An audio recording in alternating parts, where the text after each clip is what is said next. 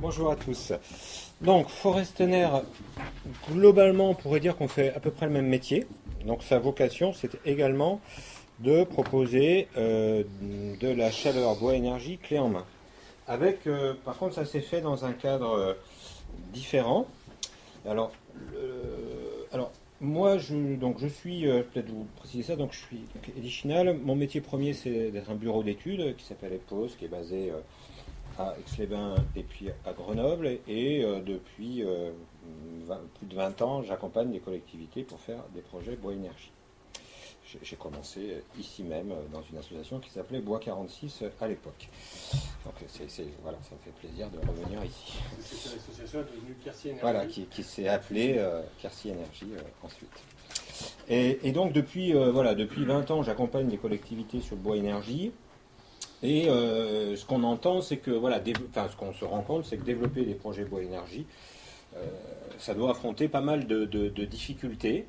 En tout cas, il y a un certain nombre de freins, et à quoi Forestener prétend, c'est d'aider à enlever quelques-uns. Bon, on connaît bien ça, des investissements qui sont très élevés, qui sont bien plus élevés que des chaufferies classiques, une complexité des équipements, et la plupart des maîtres d'ouvrage, en tout cas ceux qui ont développé des chaufferies bois, ça peut être des bailleurs sociaux, ça peut être des conseils généraux sur leur collège, nous disaient, en fait, chaque fois qu'on a fait ce qu'on se rend compte dans les énergies renouvelables, dont le bois énergie, c'est que chaque fois qu'on a fait quelque chose, au bout de 2 ans, tous les professionnels nous disent, en fait, ce que vous avez fait, c'est exactement ce qu'il fallait pas faire, quoi.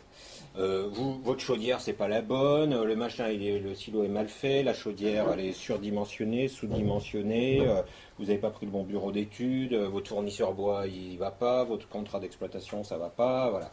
Ce qui conduit un certain nombre de ces maîtres d'ouvrage à se dire, la conclusion, elle est très simple, j'en ai fait 2 ou 3, une chose est sûre, je ne vais plus jamais en refaire. Voilà. Parce que, ou alors d'autres qui se disent, c'est une histoire de spécialistes et il faut que je sois entouré de spécialistes. Mais ma difficulté, je n'ai jamais fait de projet bois énergie, je ne connais pas ces acteurs-là. Comment je les choisis? Et donc l'idée, ça a été de regrouper au sein de Forestener des acteurs qui sont spécialisés dans le bois énergie, avec un autre volet qui est une spécificité forte, qui est celle du financement citoyen. C'est-à-dire que nous, on propose de la chaleur clé en main avec du financement citoyen. C'est-à-dire qu'un maître d'ouvrage qui se dit votre histoire de financement citoyen, ça ne m'intéresse absolument pas, c'est son droit le plus strict, nous on n'est pas là. Donc au départ du projet, il y avait donc 2 acteurs. Il en faut toujours, quand on crée une structure, au départ il en faut quelques-uns qui étaient là au début. Voilà. Donc il y a EPOS, donc le bureau d'études, que le mien, et puis un constructeur, distributeur de chaudières bois qui s'appelle Argasner, qui est présent depuis 30 ans, qui a développé tout un réseau de professionnels. Et puis, on a aussi 2 acteurs du financement citoyen qui sont Énergie Partagée. Si vous ne connaissez pas Énergie Partagée, je ne peux que vous inciter à aller voir leur site. Globalement, il y a 2 outils dans Énergie Partagée. Il y a un outil associatif qui aide les maîtres d'ouvrage à monter un projet citoyen, et puis un outil économique, financier, qui collecte de l'épargne citoyenne pour l'investir uniquement dans des projets énergie renouvelable. Donc aujourd'hui, Énergie Partagée, c'est 13 millions d'euros qui ont été collectés et qui s'investissent dans de l'éolien, du photovoltaïque, il commence à y avoir du biogaz et donc du bois énergie également. Il y a également Enercop Rhône-Alpes, Enercop fournisseur et producteur d'énergie, surtout électrique, et qui souhaite aussi se développer un peu sur la partie chaleur. Donc ça, c'était les acteurs du départ, qui sont ceux qui ont également vocation à rentrer, et pour certains le sont déjà, dans la société, qui est une SAS à capital variable, donc ça veut dire qu'elle a capacité à évoluer. C'est les clients, alors on peut soit client, soit prestataire, donc ça peut être une commune, un bailleur social, voilà.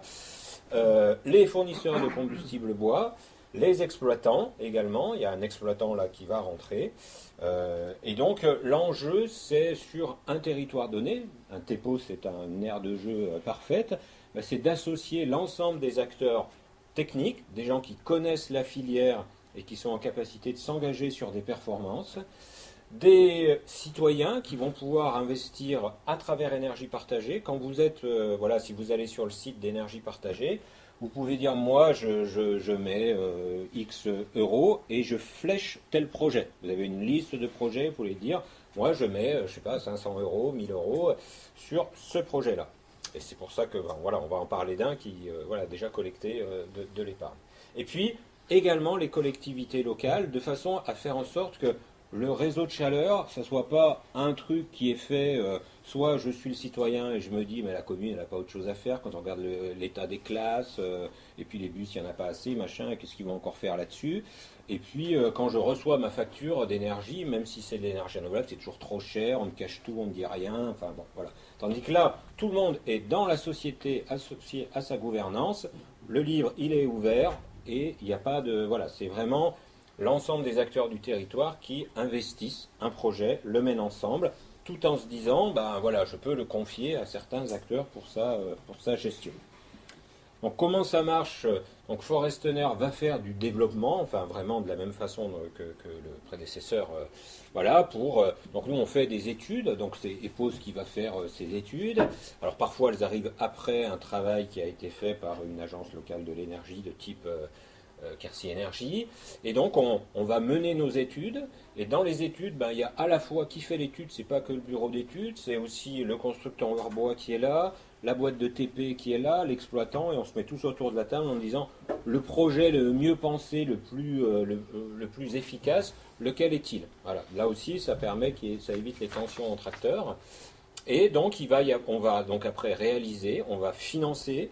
Donc on finance à travers du compte courant d'associés qui est apporté par Énergie Partagée, puis après un prêt bancaire classique, et on va exploiter sur une durée longue de 15 à 20 ans, parce que bah, amortir voilà, une installation de cette nature-là, c'est 15 à 20 ans à peu près. Et ça peut avoir deux formes, soit c'est sur un bâtiment, je sais pas, la maison de retraite, quel cas c'est un contrat d'achat de fourniture, de la même manière que la maison de retraite, si elle est au gaz, bah, elle a un contrat avec, je sais pas, son fournisseur gaz ou électrique.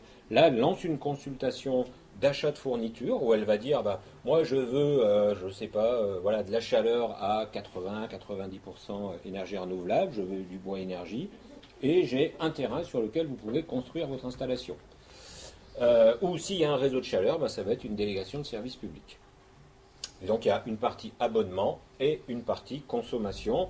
L'abonnement, c'est un montant fixe dans l'année que l'on va payer pour pouvoir amortir, justement, payer l'emprunt et la société de maintenance.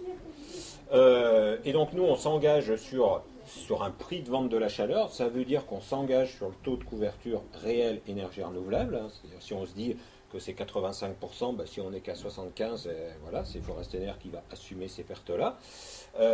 Et puis sur des rendements de production et de distribution, donc vraiment une logique de performance. Notre cible, c'est quoi? C'est les chaufferies de taille moyenne, entre 150 et 600 kW, bois, parce que là, on est dans une gamme où les opérateurs énergétiques classiques, c'est un peu trop petit pour eux. Alors, il commence à y avoir différents types d'opérateurs, voilà, plus petits, qui sont plutôt des regroupements de PME, mais pour Dalkia, IDEX ou Cofeli, ça, c'est des opérations qui sont trop petites parce que souvent, leurs frais fixes font que, bah, voilà, à moins de 3 millions d'euros, 5 millions d'euros d'investissement, ils ne viennent pas. Voilà, donc on est sur cette gamme-là. On n'est pas plus bas parce que voilà, il y a quand même des frais de développement et autres, et si on est sur un projet trop petit, on n'arrive pas à financer ces frais-là. Voilà. Un peu comme sur le tiers investissement dans le photovoltaïque, sur 9 kW, vous n'allez pas trouver quelqu'un qui va faire ça.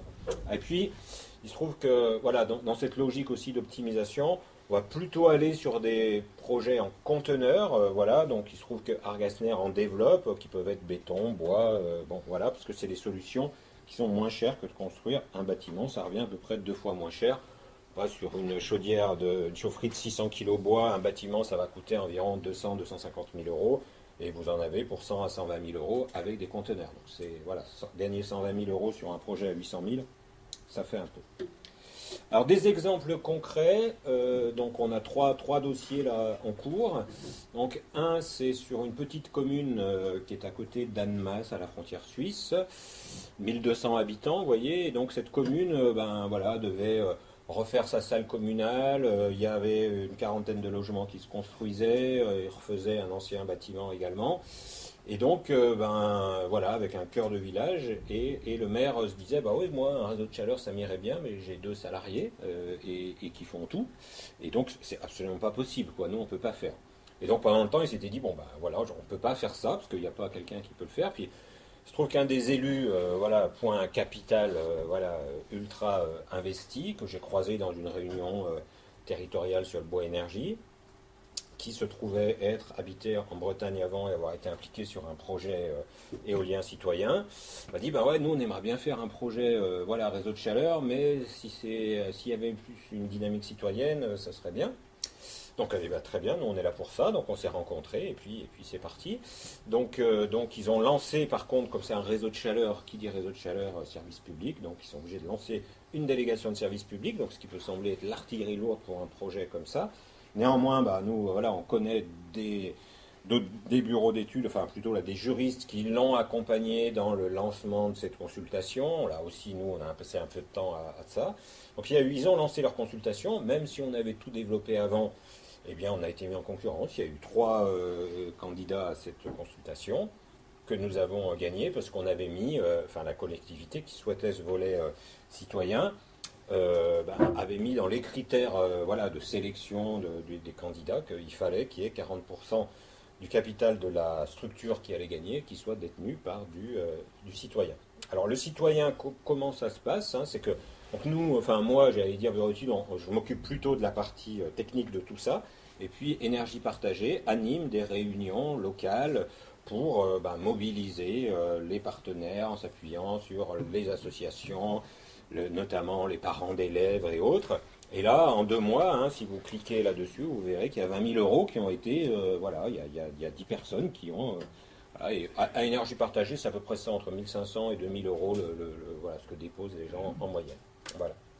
Il y a 2 autres projets qui sont là aussi bien, enfin celui-là, les travaux commencent le mois prochain.